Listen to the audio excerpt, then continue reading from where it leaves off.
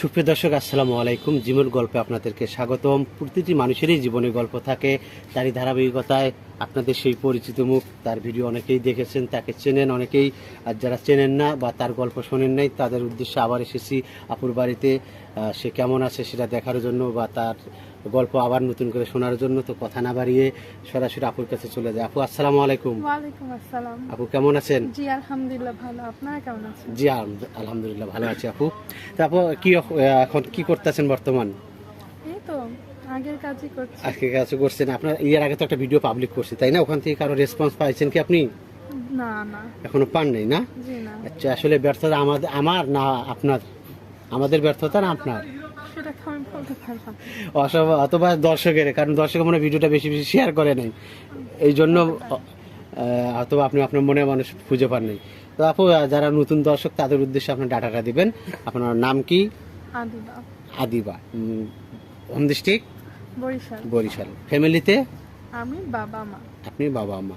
তো আপু, যে এখন বর্তমানে তো আপনি লেখাপড়া করতেছেন, পাশাপাশি একটু জব করতেছেন, তো এখনো আপনি মনের মানুষ খুঁজে পাননি। জি না। তো আসলে কেন মনের মানুষ খুঁজে পেলেন না? বা এই যে রাস্তাঘাটে চলার পথে যাওয়ার পথে কখনই কারো প্রতি আপনি ক্রাশ খেয়েছিলেন?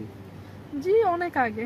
অনেক আগে খেয়েছিলেন? জি, কিন্তু ওইরকম ভাবে না, সে মনের মানুষ হতে পারে না। মনের মানুষ হতে পারে নাই। আচ্ছা, কখনো কি হতে পারে না এরকম, বা রিক্সাওয়ালা বা অটোওয়ালা দেখা যায় যে ছেলেটা খুব হ্যান্ডসাম, হ্যাঁ, ছেলেটা দেখে মায়া লাগছে বা এরকম কিছু হয়েছিল আপনার লাইফে? জি না, টিচারের সঙ্গে? না না এরকম টিচারের সঙ্গে হয় নাই? না না। আচ্ছা, তাহলে আপনি যে রাস্তাঘাটে চলাফেরা করছেন, তা আপনাকে অনেক প্রপোজ করছে তো, তাই না? জি জি, অ্যাকসেপ্ট করেন নাই কেন? ওই যে আমার মনের মতো মানুষ পাইনি বললে। আসলে মনের মানুষটা আমার নতুন দর্শক যারা, তাদের উদ্দেশ্যে তো বলেন, এবার ভালোভাবে বলবেন কিভাবে চাচ্ছেন, কি রকম এবার আপনার মনের মানুষ আমরা দিয়ে দিব, বলেন। হ্যাঁ, যারা যে আমাকে নিজের মন থেকে অনেক বেশি ভালোবাসবে এবং তার অনেক কিছু থাকার দরকার নাই, শুধু সে আমাকে আগলায় রাখতে পারবে। এবার দিন চলে যাওয়ার মতো টাকা পয়সা ইনকাম করলেও হবে, কোনো বেশি টাকা সমস্যা পয়সা লাগবে না, নেই। জি না, চলার মতো থাকলেই হবে। জি, আচ্ছা, আপনার যে হাজবেন্ড হবে, তার বন্ডিংটা কি হবে, কি রকম আপনার সঙ্গে? যে আমরা বন্ধুর মতো হতে হবে। একবার ফ্রেন্ডস, হ্যাঁ বাইরে কোনো কিছু করে আসলেও সেটাও আপনাকে বলবে? হ্যাঁ হ্যাঁ, এরকম যে যাই করুক না কেন, যাই হোক না কেন, সেই দিন শেষে এসে সব আমাকে বলবে যে এটা হয়েছে। আমিও সারাদিন যাই করি তাকে বলবো। তাই? আচ্ছা, কোনো এক সময় ধরেন আপনার হাজবেন্ড সহ রিক্সা চলে শপিং এ গেছেন, জি, হঠাৎ করে দেখছেন আপনার পাশে বসে আছে সে, উনি অন্য একটা মেয়ের সাথে তাকাইছে ওদিকে, তখন ওই মুহূর্তে কি রিয়াকশনটা নেবেন?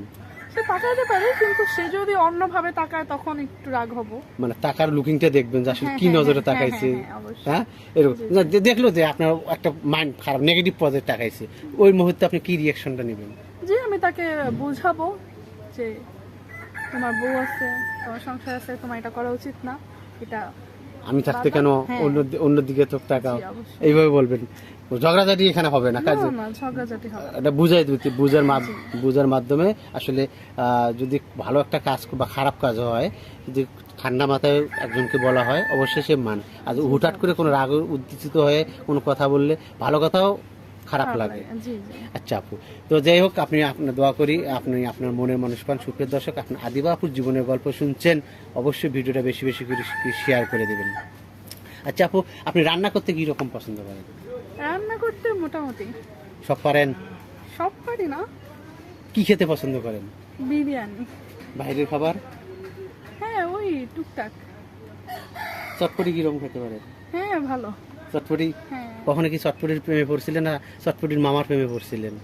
না, চটপটি প্রেমে পড়েছি, মামার প্রেমে পড়িনি।